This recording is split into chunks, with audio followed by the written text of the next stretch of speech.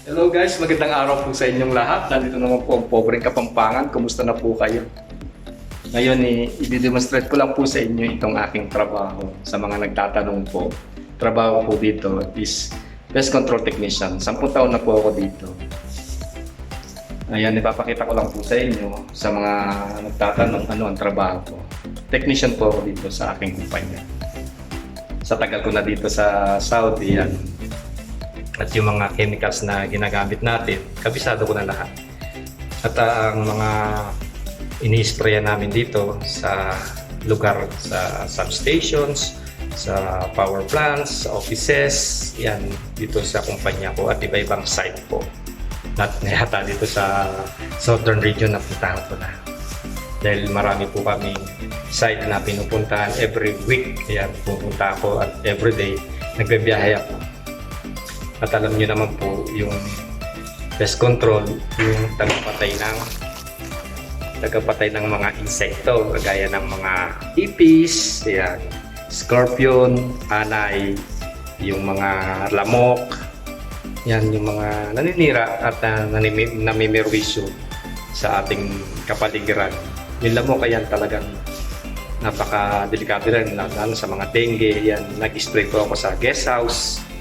Kapag gabi yung schedule ko rin po yan. At nag-spray po ako sa mga ganyan, sa ilalim po ng mga toilets, sa mga lababo, sa mga wall. Ayan ito. Ano na to? Toilets. Diyan po ako nag-spray. Yan po yung schedule ko every weekend. At alam niyo naman po yung ipis talaga pong napakadumi na insekto yan at talagang ayaw natin po yan. Kaya mag-iingat po kayo lalo na sa mga pagkain ninyo. Ingatan ninyo at yung kakain kayo, ilalagay nyo sa safe yung mga pagkain ninyo, takpan ninyo, ilagay nyo sa ref. Dahil yung ipis po, nag-i-stay yan at lumalabas kapag gabi at doon po tumitira yan, pupunta yan sa pagkain nyo, kaya magkakasakit po tayo. At sa gabi naman, yung mga lamok po, napakadelikado po yan pag dengue yan.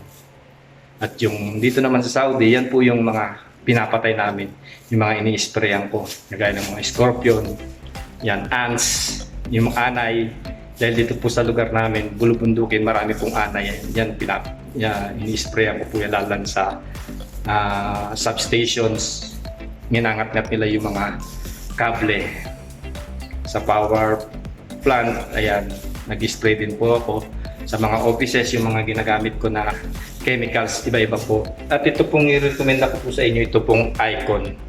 Talagang pong napaka-bisa po niyan. Icon Easy. Pwede po sa pang-fogging, pang-spray, indoors, outdoors. Dapat pipili po kayo yung pang-indoors, yung wala pong amoy. Kasi po yung may amoy po yan talagang nakakahilo. Bili po kayo yung odorless na hindi maamoy. At saka ito pong Icon na yan is 1,000 ml po yan. At gagamit po tayo ng 200 ml. So ito po, 10 litro yan, kinalahati ko lang po kasi po napakabigat po niyan.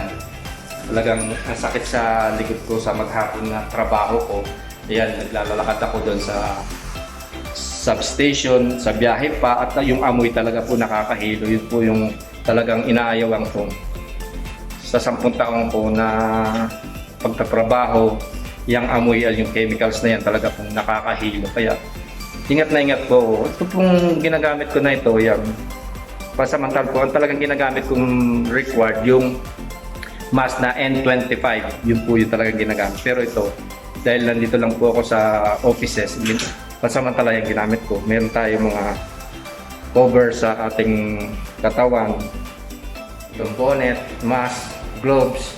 Yung kailangan protektado ka kasi yung mga chemicals na yan, lalo na ito, lason po yan, hindi po ordinary na gamot po yan.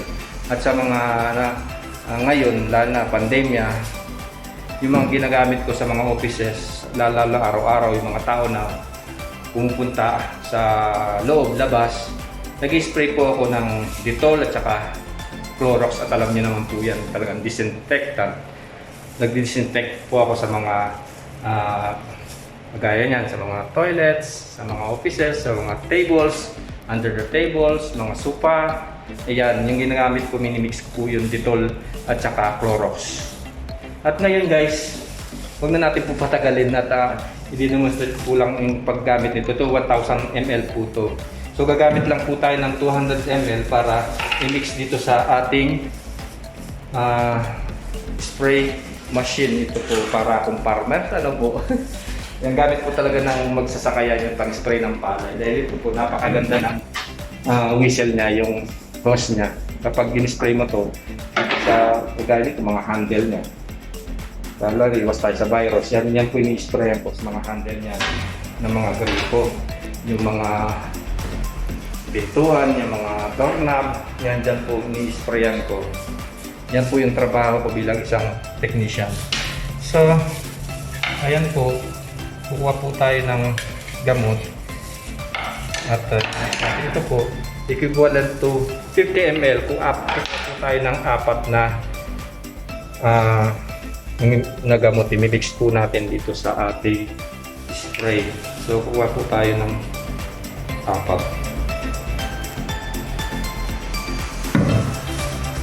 Ito po, 50 ml. Kuha po tayo ng 4, equivalent to 1,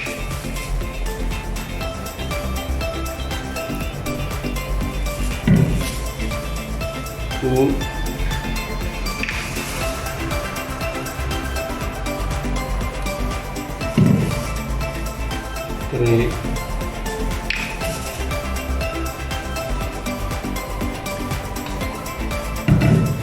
4. Ito pong scoop na to is equivalent to 50 ml. 4 na ganun, 200 ml po yan.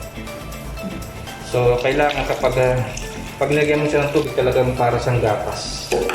Ayan, para siyang gatas. Ang kulay niya at ang bagsik ng amoy. Pamatay po ng ano to, ipis, mga scorpion, mga lamok. Yan, minimix po sa fogging machine po ito. Yung nilalagay ko po yung diesel. So yan, na-mix na natin po yung ating 200 ml na gamot na Icon. Bibili po kayo ng gamot na yan. International po yan. Magtatanong po kayo sa mga pesticide. Yung bilihan ng mga gamot sa palay, sa mga nag-spray ng mangga. Yan po, magtatanong po kayo. At sa mga, pwede rin po yung Icon na yan sa surot, yung bed bugs. Lalo na dito sa Saudi, napakarami pong bed bugs. Kalaban po natin yan at hindi tayo makatulog. At dala po ng ibang lahi yan. Talaga nung bago ako dito, talagang hirap na hirap ako matulog dahil po sa bed bugs. At yung gamot na yan, sana nag-spray ako, yan. At namatay na yung mga bed bugs. At saka yung bed bugs talaga po napakahirap patayin po yan. At gagawin niyo po, tuturuan ko po kayo. Ilabas niyo yung kama niyo, paarawin, mga maghapon. Tapos yung Icon na mag-spray kayo, kahit na wala kayong ganito. Dahil mahal po ito, bumili kayo ng spray gun. Tapos mayroon po nabibili na ilang ml, nasa 100 ml, maliit lang po yun. Yun po yung gamitin nyo, Icon. Tandaan nyo po, Icon. Number 1 po dito yan, na internationally na pamatay ng mga insect. Crawling or flying, yan, ginagamit po yan.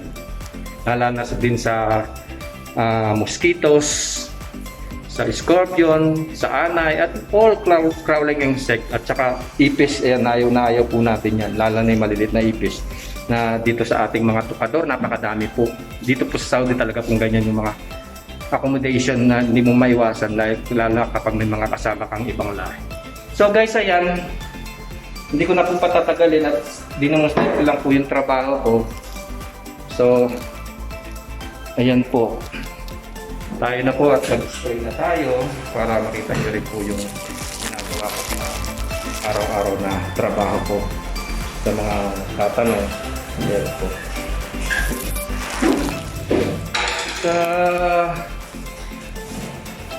Sa gusto ninyong mapatay yung ipis, yung sa yung mga kusina, kailangan po ang pag-spray po yan.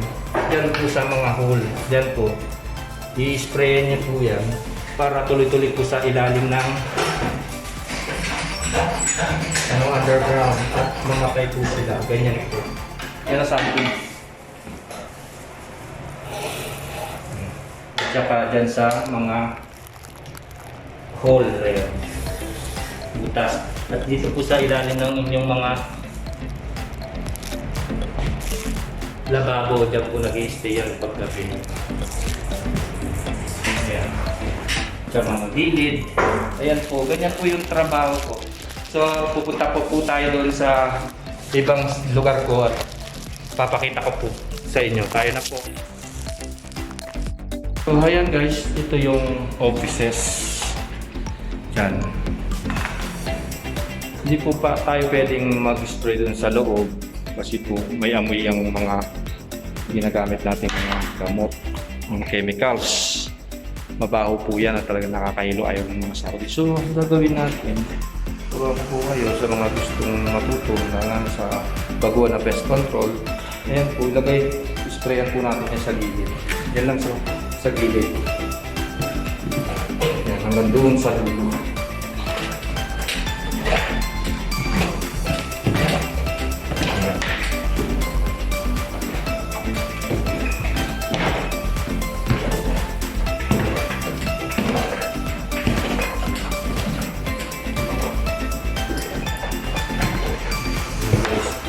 So, na-sprayan ko na dito sa gilid na yan. Hindi ko na demonstrate totally yan. Ganyan lang po.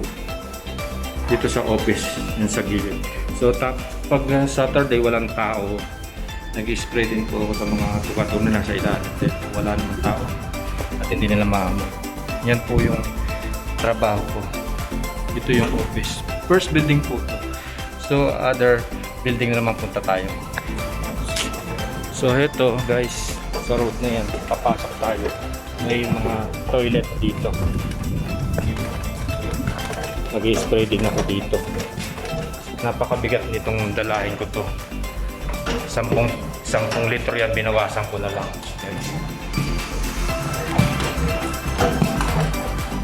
Ito yung toilets. Ito nyo po. So dito, sa gilid po yan, dyan po tayo mag-spray. Huwag tayo mag-spray dyan sa dinadaanan ng tao. Kasi po, talagang ang ipis, hindi naman dadaan sa gitna. Dadaan po yan sa mga gilid. Ayan. Paikot po yan. So, as usual pa rin po, dyan sa mga ilalim ng inyong mga lababo, yan dyan sila nagmamalagi. Yan sa mga hole, mga lababo nyo. Ayan. At siyempre ito pong sinasabi ko na yan, hole na yan, underground po yan. Kailangan sprayan nyo. Sprayan nyo yan. Magkababa po yung chemicals na yan at dyan po mamamatay yung mga ipis. Ayan. So dito naman sa mga toilets, kagaya nyan, yan po sa gilid paikot. Yan dito sa bowl, pag in-splash niyan, tuloy-tuloy po sa ilalim niya ng underground. Ganyan po paulit-ulit po lang yan.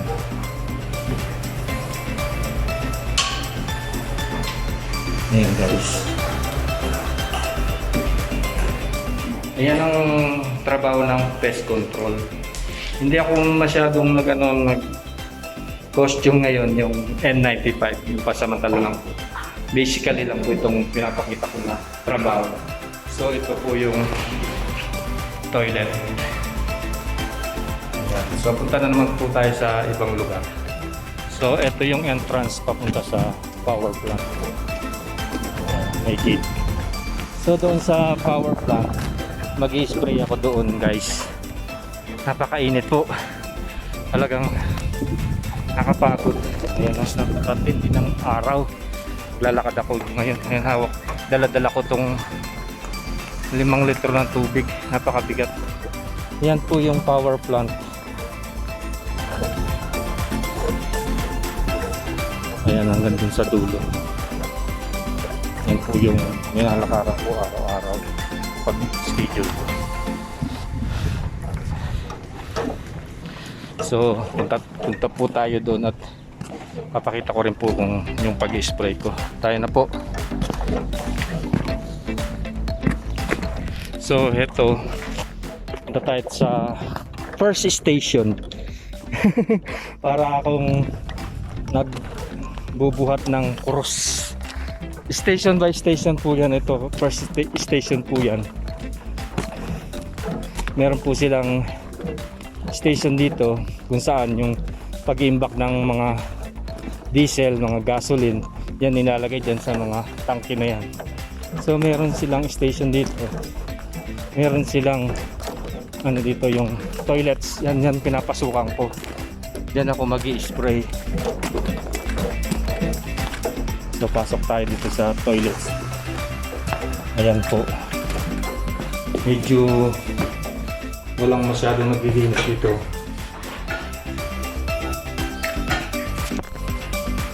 Ayan, spray natin ulit yung butas, lababo. Ayan,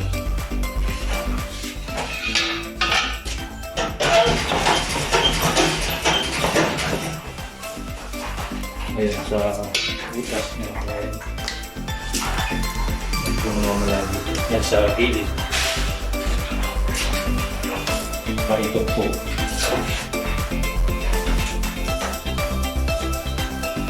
So yan, tapos na ako dito sa toilets na naman. Lipat na naman tayo sa ibang lugar. So tapos na ako doon, yung lugar na yung station na yun. Ayan yung power plant, yung imbakan ng mga diesel kung saan nagpapaandar yung elektrisidad. So punta tayo dito. Nakakapagod po, ang init po talagang. Kung di ka sanay sa lakar na ganyan, sa init, talagang hihimatayin ka, lalo na sa amoy ng mga chemicals. At buti na lang na training ako nung teenager ko, bata-bata, sanay ako sa lakar na ganyan, tsaka sa init ng araw. Nung kapanahonan ko, kung hindi nyo itatanong, nabuhay ako ng mag-isa, working students. Pinag-aral ko po yung sarili ko para mabuhay. Ang tinatrabaho ko po noon yung paggagawa ng candies, yung gabi ginagawa kong araw, naggagawa ako ng candy, nagdi-deliver ako araw-araw po yan. Mamalengke ako, maggagawa ng candies. Sa payat ko po noon talagang kahit 10 kilo na bayong dala-dala ko, dalawang kamay kong ganyan, at sa tindi ng araw na nilalakad ko. Kaya sanay ako sa hirap. Kaya itong trabaho ko na to, ayan, parang ordinary na lang sa akin, nasanay na po ako. Kapag sanay ka sa hirap sa trabaho, parang hindi mo na iindayin yung trabaho mo.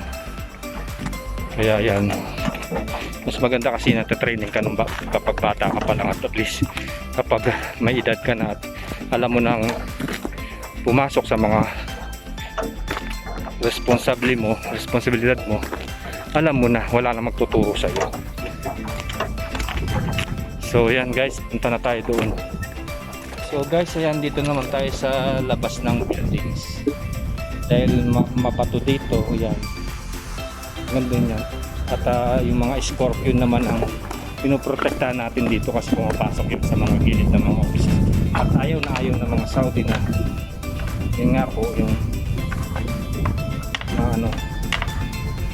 karoon ng scorpion sa loob ng kanilang office. Yan, spray po tayo dyan.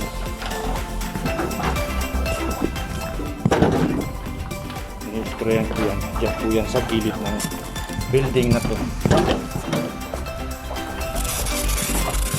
Weekend po yan, hindi po araw-araw pag-i-spray po dito.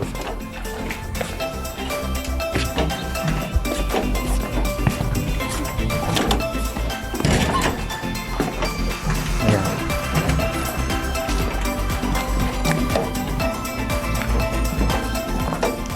Hanggang sa dulo po yan. Ito, nandito na ako sa dulo. So, bababa naman tayo. Yan, nandito na ako sa dulo. Baba tayo. Naka, delikado. Baka dumulas ako. Oh! So, tayo dito sa substation. Ayan po, eto nandito na ako sa power plant. Ito yung station na kung saan yung kuryente na dumadalo sa mga kabahayan. Ito yung power plant. So mayroong office pa doon. Second station na yun. So nandito na ako sa station na to. Ayan. Napakaraming bawal. Safety is the responsibility of all. Yung wear mask, nakamasa po. Tapos face protection must be worn when wielding. May mga clothing must be worn, high visibility. Wear face shield. Wear gloves. Yung complete naman na ako dyan. Napaka-stricto dito sa trabaho ko na to dito sa loob ng substation kasi meron din mga security doon, hindi ka makakapasok. Safety shoes required. Ayan, naka-safety shoes naman ako. So ito na po yung ano, dito na po tayo sa loob. Danger chemicals material, bawal po yun. So dito yung ano, mga panel. Ayan. Pwede rin po mag-spray dito. Hindi tayo mag-spray dyan. Ito sa mga battery room. Ayan. Bawal mag-spray dito. So mag-spray lang tayo dito sa ano nila. Mimixan nila ng mga chemicals. Nandito. Kaya yan. Mag-spray tayo sa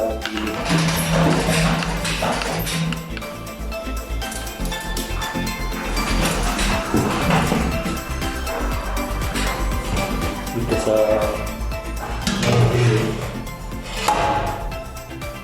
ayan guys. So pasok tayo dito. Ito yung mga panel kung saan yung mga kable, saan umaandar yung mga electricity. Ayan. Ayan, mag-spray lang tayo sa gilid. Ayan, sa gilid din.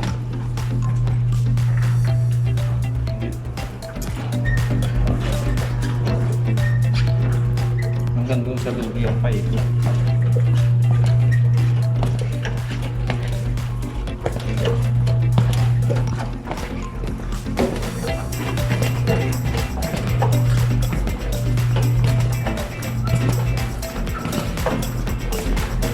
So hindi na tayo pwede pumasok doon kasi may mga ano yun, delikado ng mga kable, mga kuryente, baka mabasa natin.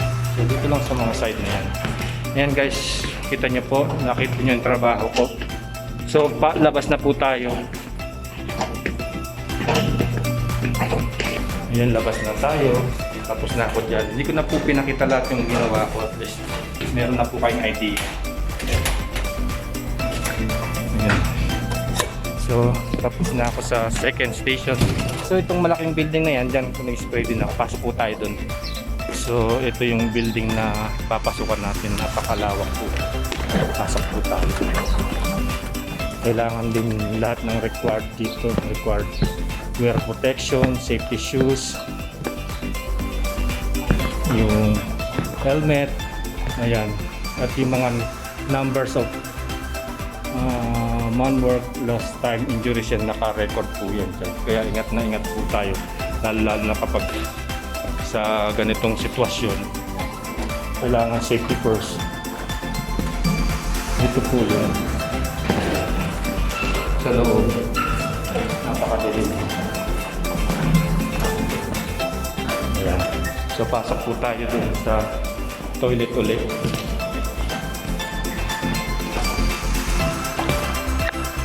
So So ito po yung toilet. Yan. As usual po ulit yan. Spray niya sa mga gilid. Ganyan lang po. Ulit-ulit po yung ginagawa ko.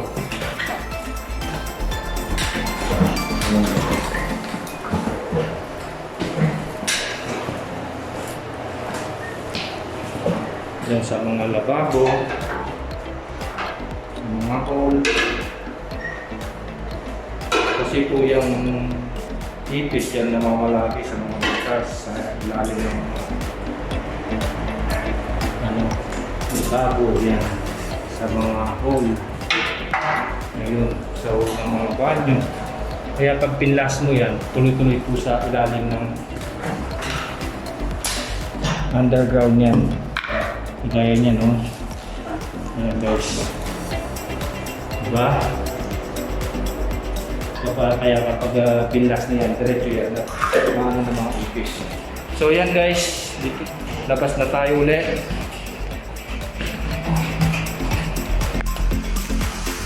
Ayan, nandito na ako sa power plant. Ayan. So itong hagdanan na yan, aakit ako dun. May mga boat dun. Stairway. So kailangan ingat ka dito. Mataas ito.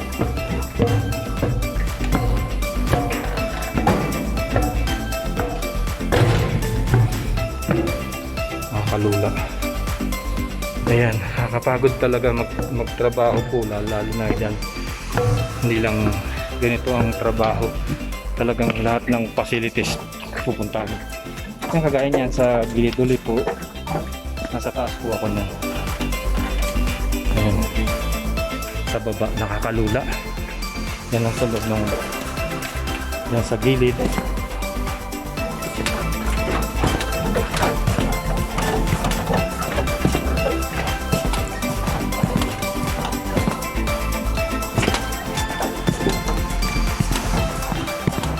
Ito yung boat, dito yung mga technician na mamalagi.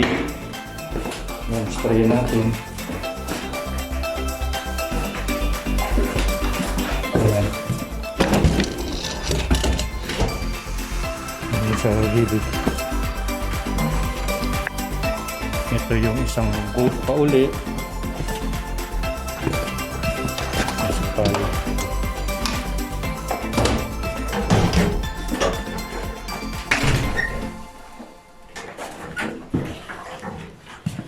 So guys, yan. Nakita niyo na po yung trabaho ko at pinakita itong lugar na pinag-i-sprayan ko.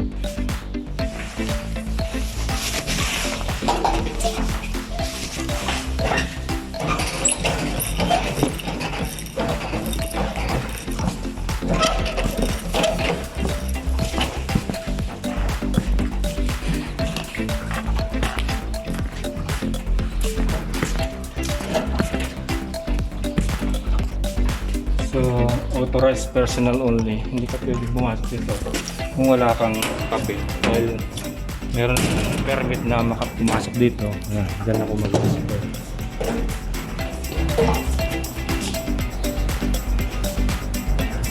Ito, may mga panel dyan. Battery charger.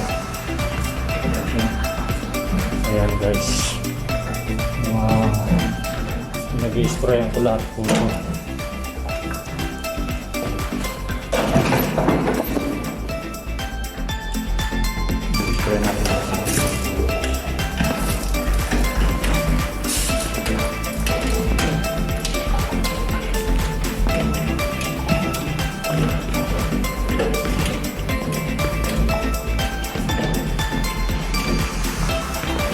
Ito yung mga panel na kung saan naman yung mga electricity kung saan nakakonect. Sagra, Tauda, Bisha, Durasi, Baha, Substation. Yan po yung mga nito sa nagpupulik. So labas na po tayo. Napakadelikado dito. Danger, keep out. Okay guys, ayan, maraming pong salamat. Ayan, hindi ko na po patagalin itong ating video, napakahaba na po. Alam niyo na po, yung mga trabaho ko dito. Ayan, ganyan po yung trabaho ko. So punta na po tayo dun sa ano ko, pahingaan ko. Pagod na ako, kakalakad at talagang ang bigat pa nitong dala ko. So punta na po tayo dun sa pinagpapahingaan ko at tapos na yung trabaho ko. Akit po tayo. So andyan. Diyan po ako sa loob. Diyan yung mga technician nakaupo, nag-observe ng mga running na panel kung saan kung may mga problema. Ayan yung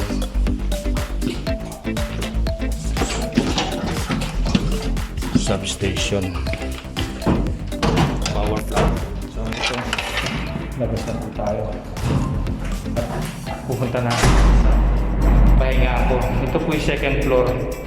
Katay sa fifth floor. Nakapagod.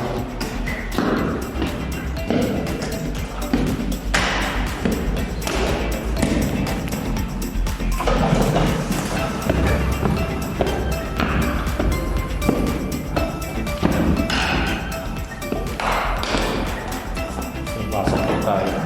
Ito ako nagpapahinga. Itong lugar na ito, wala na yung mga tao at natapos na rin yung kontrata nila. Wala masyadong pumapasok dito. Kaya dito yung pahingaan ko. Ayan. Ito yung toilets. Nag-spray na rin ako dito. So ayan guys. Tapos na akong mag-spray. Dito lang ako magpapahinga. Matulog lang ako dito guys. Hintayin ko na yung oras. Napagod ako. Ayan. Thank you po sa inyong panunood. Sana nag-enjoy po kayo. At maraming pong salamat sa mga nag-subscribe at magsusubscribe po. And huwag niyo kalilimutan i-subscribe ang aking YouTube channel. Pobreng Kapampangan. And click the bell button notifications para updated po kayo lahat sa mga video na ina-upload ko. Happy weekend po. God bless. Enjoy watching po. Pobreng Kapampangan ulit po.